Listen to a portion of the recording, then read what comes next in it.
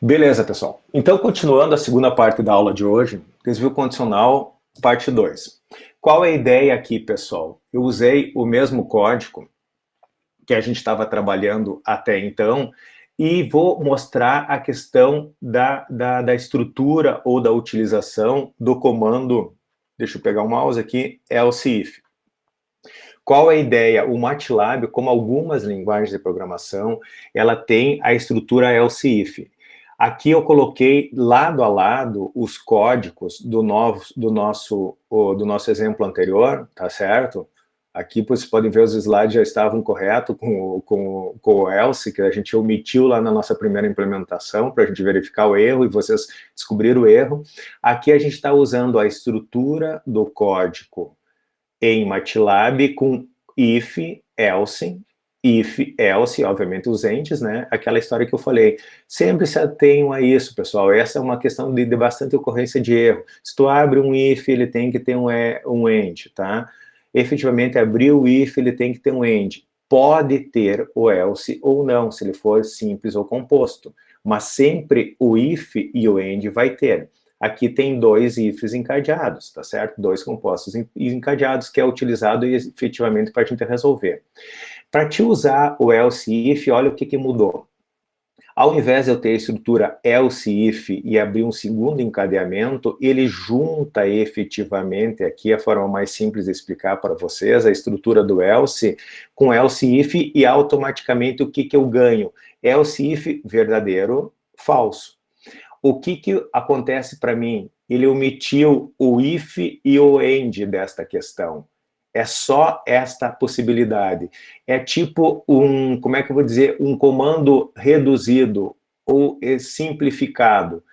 Querem usar o else if, a estrutura é esta. Eu aconselho vocês, inclusive, depois pegar este código e fazer substituição do else if, da estrutura com else e if por else if para verificar aonde eu posso usar e como ele vai otimizar linhas de código para vocês. Ah, mas eu achei mais complicado, ele foge da minha compreensão. Sem problema, pessoal. É o famoso plus a mais aqui. Vocês podem usar essa estrutura ou não. Evidentemente que ela tem as suas vantagens sobre sintetizar o código de vocês e otimizar o código de vocês. É obrigado? Não. Tá certo? O que eu tenho que trabalhar ainda com vocês que a gente não trabalhou anteriormente nessa mesma aula? Os nossos operadores lógicos, a gente está trabalhando com uma única condição. Obviamente que vocês sabem que a gente pode compor mais de uma condição. Então, ela entra na parte dos operadores lógicos. Vamos lá. O que é operador lógico? Ele é utilizado quando é necessário trabalhar com o relacionamento de duas ou mais condições ao mesmo tempo na mesma instrução if, tá? Na mesma instrução se. Então, nós estávamos usando lá, seu salário era menor que 500, seu salário era maior ou igual a 500, mas eu não usava duas condições. Eu posso usar duas condições utilizando outros operadores ou a concatenação de operadores lógicos. Quais são eles, tá certo? Os operadores e, ou e não. Os operadores aqui e, ou não, que seria a negação, qual é o operador e um exemplo de utilização eu coloquei aqui. Pois bem, a primeira diferenciação aqui para vocês, para o MATLAB, é que o operador e, ele é representado por dois es comerciais juntos. Então, eu posso dar um exemplo de utilização do operador e. Eu posso, por exemplo, ter aqui, entre parênteses, vocês têm aqui efetivamente um exemplo de utilização, que são dois, na verdade. Eu tenho duas condições. A condição é quando x é maior ou igual a 0 e o x é menor ou igual a 10. Então, eu estou botando um intervalo de operação para o meu x, um intervalo de valores que ele possa ter. Qual é o intervalo de x aqui? Ele tem que ser um positivo menor que 10, porque ele tem que ser maior ou igual a 0, e ele tem que ser menor ou igual a 10. Então, eu implementei essa condição utilizando o operador lógico e. tá certo? O correto aqui, pessoal, eu botei entre parênteses, mas lá no MATLAB você vai ter que ter um parêntese aqui, ó, que é uma condição, aqui, deixa eu pegar a caneta. Lá no MATLAB, quando eu boto a condição, eu vou ter que ter um parêntese aqui e outro parêntese aqui, ó, para deixar bem explícito que esta aqui é uma condição e essa aqui é a segunda condição que tem que ser atendida. Tem que ser atendido qual? Ambas, porque eu estou usando o E. No caso da condição do operador lógico, ou que é representado aqui pelo pipe, aqui, barra, aqui, efetivamente, o que eu vou fazer? Eu vou ter um exemplo. A é igual a 9, vou fechar aqui, depois a gente jogar no MATLAB, fechar aqui, A igual a 9 ou A igual a 3. Eu estou tendo duas opções de valores válidos ou verdadeiros para atender essa condição, que o A tem que ser 3 ou 9. O A sendo 3 ou 9 e 3, ele vai estar ok a condição vai ser válida, vai ser verdadeira e ele vai executar algum comando, por exemplo, se essa condição estiver lá no if. Então, qual é a diferença do e e do ou? E as duas condições têm que ser satisfeitas. Ou uma ou outra. Por exemplo, se o A for igual a 5, ele não vai ser verdadeira, porque ele não é igual a 9, ele não é igual a 3. Tá certo? Agora, se o A for igual a 3, a condição é satisfeita. A igual a 3, não. Desculpa, A igual a 9, não, o valor de A é 3, não é satisfeita. No entanto, a segunda condição é satisfeita, A igual a 3. Como eu estou usando o operador lógico ou, a condição é verdadeira. E, finalmente, a negação. A negação, vocês têm que pensar sempre ao contrário. Então, a utilização da negação no MATLAB é através do operador till, aqui, o não. Então, A não é igual a 9, o que é A não igual a 9? Diferente de 9, tá certo? Ele não sendo 9 aqui, ele vai estar a condição verdadeira. Como isso funciona nas questões que eu acabo de explicar? Aqui ele já está mais explicadinho, mais sintetizado para vocês, através de um diagrama de bloco e através das tabelas verdades aqui. Então, vamos lá. Quando eu estou usando o operador lógico e, é utilizado quando dois ou mais relacionamentos lógicos de uma condição precisam ser verdadeiras, tá? E ambos, então, condição 1 e condição 2, quando eu estou usando o e. Se ambas são falsas, a resposta é falsa. Se uma é verdadeira e uma falsa, eu estou usando e, ela é falsa, porque ambas têm que ser. E o oposto também, invertido. Se a primeira condição é falsa, a segunda condição é verdadeira, a resposta também é falsa. Quando eu uso o operador lógico e, necessariamente, se eu estou usando duas condições, as duas condições têm que ser verdadeiras para ele entrar no meu if. A condição 1 e a condição 2 são verdadeiras, ele executa. Senão, todas as outras possibilidades, que aqui são 3, vai ser falsa e ele não vai executar. Isso aqui é bem óbvio, né? Mas é bom a gente exemplificar. Operador lógico e. Aqui um exemplo, tá certo? Vamos lá. Escreva um programa que, a partir da digitação de um determinado número, estabeleça se o mesmo está dentro de uma faixa de 20 a 90. Então, vocês vão digitar um número, o usuário vai digitar um número e ele vai me dizer se ele está dentro desse intervalo de 20 até 90. Aqui está o código. Limpa a tela, limpa as variáveis, pega de entrada um número e ele testa esse número. O número é maior ou igual a 20 e o número é menor ou igual a 90, então ele está dentro desse intervalo, ele vai dar um print. O número percento do número que vocês acabaram de entrar aqui está na faixa de 20 e 90. Se não, se isso aqui não for verdadeiro, tá certo? E como ele está usando o operador e, ele tem que ser verdadeiro as duas condições, esta e esta, conforme essa tabela verdade aqui, ó, que a gente viu, só é verdadeiro com ambas as condições são verdadeiras, ele vai botar esse display aqui. Caso contrário, ele vai dar o segundo display depois do elf, o fprintf, que está fora da faixa. Aqui um exemplo clássico, pessoal, eu não vou jogar lá no código, depois vocês podem fazer isso jogar o código, eu digo lá no MATLAB, depois vocês podem fazer isso, tá certo? Esse é da questão do operador lógico E. O operador lógico OU, tá? O operador lógico OU já é completamente diferente a tabela resposta aqui dele, tá? A tabela verdade dele. Vocês viram que ao contrário lá, usando o OU, eu tenho mais opções de verdadeiras. Por quê? Porque eu estou usando a condição ou uma ou outra condição, sendo verdadeira, ela é verdadeira. Ela vai começar a ser, ela só vai ser falsa se ambas as condições forem falsas. Se uma das condições é verdadeira, independente se é a primeira ou a segunda, ou ambas, sempre a resposta vai ser verdadeira. É o clássico caso da condição ou. Então, aqui o diagrama de bloco, o qual o coitadinho está meio torto, né? Ele é verdadeiro quando a condição 1 ou a condição 2 for verdadeira. Ela só vai ser falsa, ela só vai vir para a esquerda e não executar nada se ambas as condições forem falsas. Tranquilo? Tá o oposto do ele. Operador lógico ou um programinha, tá?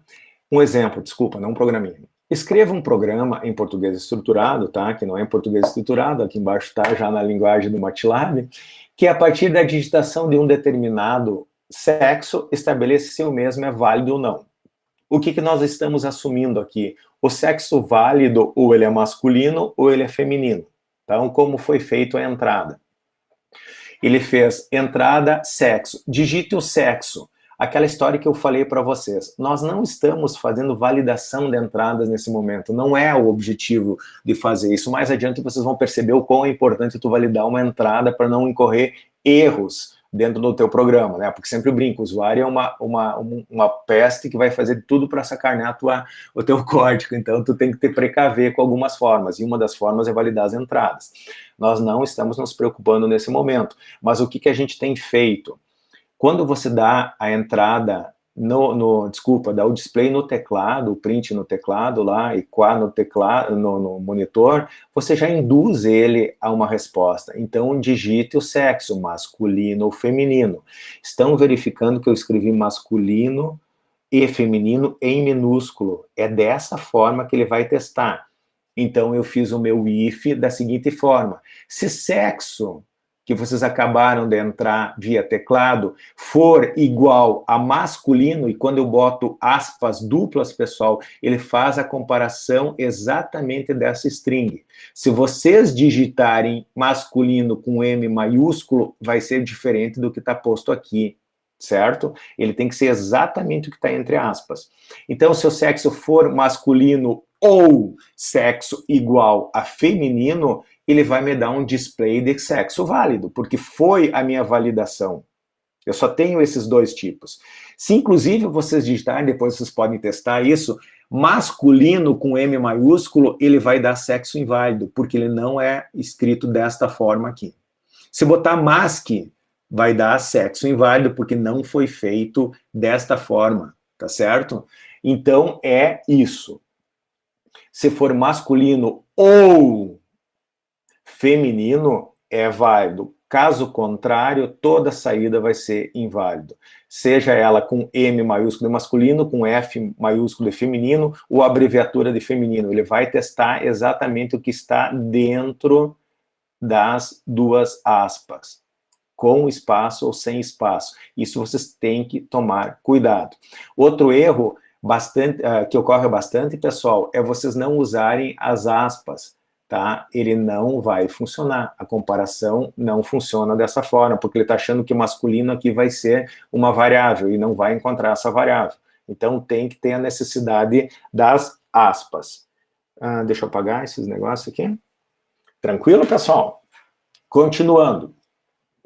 Para ver se realmente isso está tranquilo, o que nós vamos falar? Eu vou deixar para vocês alguns exercícios. Esse aqui é um exercício clássico de algoritmos, tá? Que é a questão de classificação de triângulo. Então, deixa eu só tomar um pouquinho de água antes. Então, o que a gente tem que fazer? Vamos voltar um pouquinho à teoria de resolução de algoritmo, tá? Como eu falei, eu sempre forço para vocês, a questão do problema, o problema vai ser resolvido pelo algoritmo. O algoritmo vai ser explicitado através de um algoritmo genérico, um diagrama de bloco, um rascunhozinho, uma organização mental de vocês. Aquilo que a gente joga no MATLAB reflete o algoritmo de vocês. Então, o que a gente tem que fazer quando a gente encara um problema? E agora os problemas começam a ter um pouquinho mais de complexidade, porque vocês já têm pelo menos o desvio condicional. Vocês já podem ter mais recursos para resolver. Obviamente, daí o problema começa a ser um pouquinho mais complexo. Qual é o exercício e qual é o problema de vocês? Leia os 3 valores para os lados, as arestas de um triângulo, considerando lados como A, B e C. Tá certo? Então, para te formar um triângulo, tu tem 3 arestas, aresta A, aresta B e aresta C. Verifique se os lados fornecidos formam realmente um triângulo. Então, existem regras de formação de um triângulo. Não é simplesmente 3 pontos formam um triângulo. Então, existem regras. Se eu não sei, eu tenho que descobrir. Em ele sendo um triângulo, ele já passou uma etapa. Joia, esses 3 valores A e B formam um triângulo. Se ele forma, qual é o tipo de triângulo que vai ser formado? É um isósceles? É um escaleno? Um equilátero? Eu entro num segundo problema que é, uma vez que eu sei que as regras foram atendidas de formação do triângulo, eu vou usar as regras para classificar esse triângulo em isósceles, escaleno e equilátero. É essa a ideia. Então, a dica que eu acabei de dar para vocês, para resolver esse problema, é necessário, em primeiro lugar, saber o que realmente é um triângulo. Se você não souber o que é um triângulo, consequentemente não conseguirá resolver o problema. Isso vale para tudo, é óbvio, né, pessoal? Mas vamos lá. Aqui já está todas as definições e todas as dicas que vocês precisam para saber para resolver o problema. Triângulo é uma forma geométrica, um polígono composto por 3 lados, onde cada lado é menor que a soma dos outros 2. Aqui está a condição. Cada lado, para ser considerado um triângulo, cada lado, cada aresta, é menor que a soma dos outros 2. Então, por exemplo, A tem que ser menor que a soma de B mais C. B tem que ser menor que a soma de A mais C. E C tem que ser menor que a soma de A mais B. Pronto, está resolvido aqui e está posto aqui a regra de formação de um triângulo. Se ele atende a essas regras, se A é menor que B mais C e B é menor que A mais C e C é menor que A mais B, eu tenho um triângulo. Eu tendo um triângulo, eu tenho que partir para a segunda etapa do meu problema, que é classificá-lo. Existem 3 tipos de triângulo, tá bom? Quais são? O isósceles. O isósceles é quando possui 2 lados iguais e um diferente. Então, é quando A é igual a B, ou A igual a C, ou B igual a C. Aqui está a condição ou as condições, utilizando o operador lógico ou para a formação do isósceles. Então, em ele sendo um triângulo, eu tenho como testar isso. Se ele é um isósceles, se é um escaleno, um equilátero, por essas 3 regras. Ele vai ser escaleno é quando possui todos os lados diferentes, sendo A diferente de B e B diferente de C. Eu não preciso fazer mais nenhum teste, porque se A é diferente de B e B é diferente de C, está resolvido o meu problema. Ah, eu tenho que testar se A é diferente de C? Não precisa, né? E, finalmente, ele é um equilátero quando possui todos os lados iguais, sendo A igual a B e B igual a C, mesmo caso anterior. Eu estou usando aqui a questão do E. Quando os lados forem, ou melhor, quando possuir todos os lados iguais. Então, aqui estão todas as dicas que vocês devem usar para resolver este problema. Primeira delas, verificar se forma um triângulo. Em formando um triângulo, tu passa para a segunda parte, que é classificá-lo. Se ele não forma um triângulo, não precisa entrar na segunda, já vai direto para o final e diz, os dados entrados não formam um triângulo. Os dados entrados formam um triângulo. Joia, ó, já é um desvio condicional encadeado. Os dados de entrada formam um triângulo? Beleza. Ele é isósceles, escaleno ou equilátero. Tá certo? Como eu vou fazer isso? A partir dessas regras. Tomo muitos cuidados, pessoal, para não fazer testes do tipo assim, é um triângulo, e daí tu já faz o famoso se abocar. É um triângulo equilátero, porque ele possui todos os lados iguais, e tu continua testando, e de repente ele diz, ele é um equilátero e um isósceles. Como assim? Porque se ele é um equilátero, ele é um isósceles também, porque se ele tem 3, ele tem 2 lados iguais, ou vice-versa. Então, prestam atenção nessas regras quando vocês vão construir a lógica de vocês, quando vocês vão fazer encadeamento lá dos ifs de vocês, tá certo? Mais adiante isso aí vai ficar claro para vocês. Deixa eu só apagar todas essas coisas e adiante. Esse foi o primeiro exercício que vocês vão resolver, com aquelas dicas, tá? Eu diria assim, aquele 1 ali vai ser bem legal, do triângulo é um exemplo, como eu falei, possivelmente se vocês já fizeram alguma disciplina de programação, já resolveram esse problema. É um problema clássico que a gente utiliza bastante para mostrar a estrutura de desvios condicionais encadeados, tá certo? E como a gente pode ficar induzido a cometer erros na hora de formação desse encadeamento. Mas vocês vão ver isso e testam. Vocês têm como fazer o teste de mesa, né? Pois bem, exercício 2. Efetuar a leitura de 3 valores A, B e C e apresentá-los em ordem crescente. Tá certo? Dica. Para solucionar esse problema, será necessário utilizar os conceitos da propriedade distributiva para combinar as variáveis e o processo de troca de valores entre duas variáveis.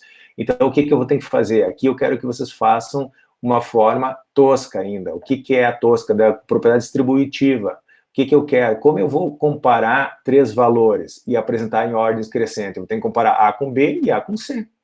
E tem que comparar B com C. Esta é a parte da propriedade distributiva que eu estou falando. A questão de comparar um com o outro, tá? Para exercitar vocês efetivamente os comandos no MATLAB. É um exemplo bem esdrúxulo, bem basicão, que a gente utiliza para verificar e estressar a questão de comandos. E outra questão da utilização de uma variável auxiliar para troca de valores. Quando eu descubro se eu quero botar em ordem crescente, que A é maior que B, o que eu tenho que fazer? Eu tenho que botar o valor de A, se é a ordem crescente, o valor de A, que é maior em B, e eu tenho que botar o valor de B em A.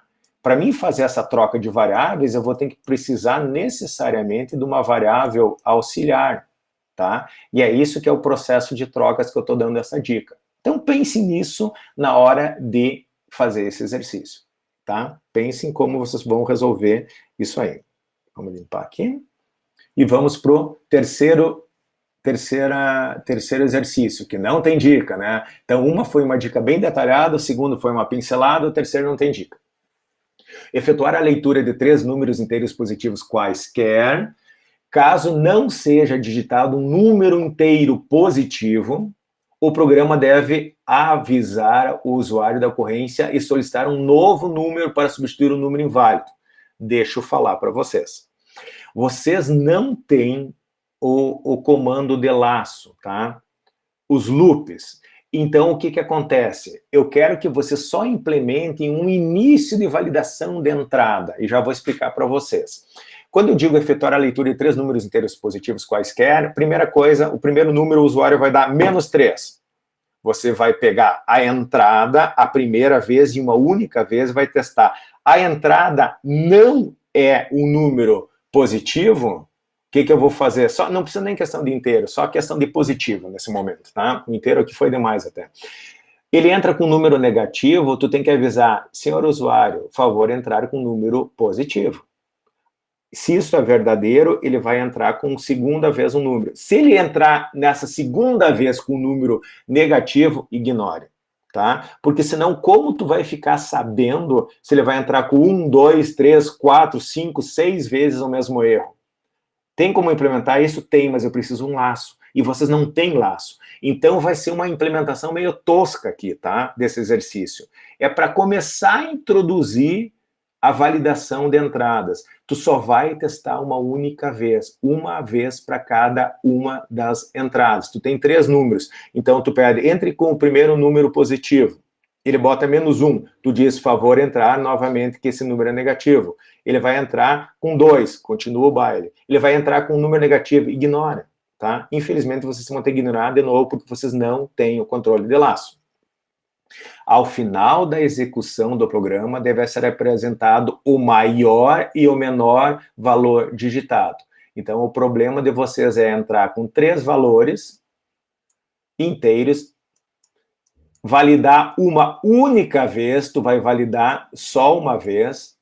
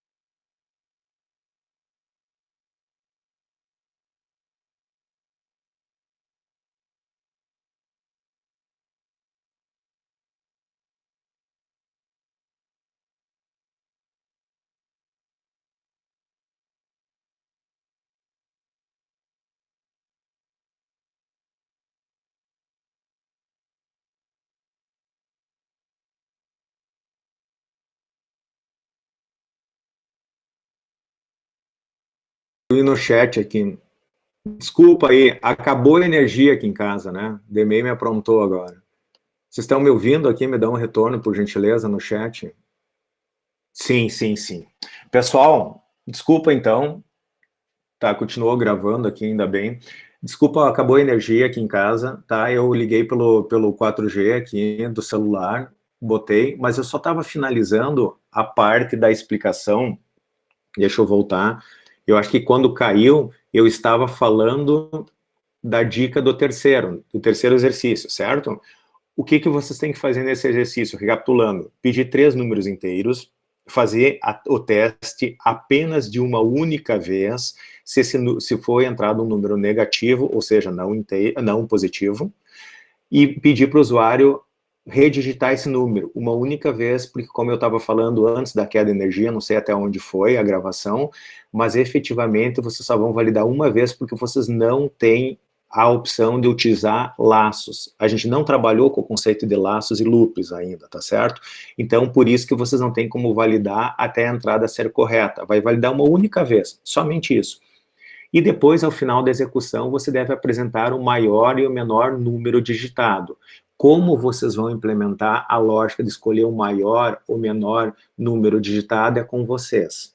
Tá? Ou através da propriedade distributiva, que eu abordei anteriormente, ou uso uma outra técnica. Ficam a critério de vocês. E, finalmente, pessoal, o quarto e último exercício aqui, ele fala sobre uma locadora, tá? Uma locadora de veículo cobra pelo uso de seus veículos populares o valor de R$ 45,00 pela diária, com cortesia de 50 quilômetros por diária. A partir dos 50 quilômetros, será cobrado um valor adicional de 50 centavos por quilômetro. Escreva um algoritmo que solicita a quilometragem inicial e a final, o número de dias que o veículo foi locado, e a partir destas informações forneça o valor que será pago pela locação. Então aqui vocês têm vários dados, pensam naquela estrutura, qual é a minha entrada de dados, qual é o meu processamento e qual a minha saída. Entrada de dados tem algumas informações, o processamento são alguns cálculos a partir das informações de entrada, que geram efetivamente o valor que tu tem que pagar pela locação. A ideia é que vocês comecem agora, pessoal, a trabalhar com estas 4 exercícios e, posteriormente, pessoal, vocês acessam o Classroom ou acessam através do QR Code aqui a lista de exercício de desvio condicional que vocês têm. Se não me falha a memória, eu acho que são 15 lá.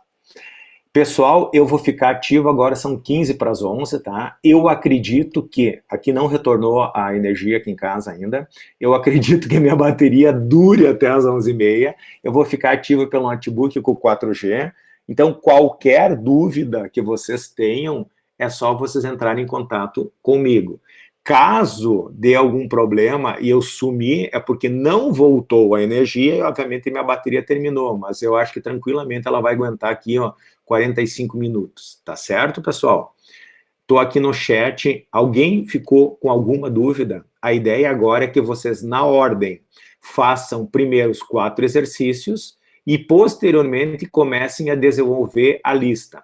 Tem que entregar a lista a priori? Não. A lista é uma lista de exercício em que, na próxima aula, tendo dúvidas na execução de alguma delas especificamente, vocês botem de forma pontual qual é a dúvida e a gente tenta resolver essa dúvida. Tá ok? Me dá um ok aí, pessoal, um sim, beleza, aí pelo chatzinho. Todo mundo entendeu? Tem alguma dúvida? Show. Beleza. Então, agora eu vou parar de compartilhar a tela e vou ficar aqui no chat. Qualquer coisa, eu vou fechar meu microfone, mas o restante da aula de hoje é a ideia que vocês resolvam efetivamente esses exercícios, tá bom? Como eu já falei, vou parar de gravar aqui também, agora que eu me lembrei. Parar de gravar, qualquer dúvida vocês podem e devem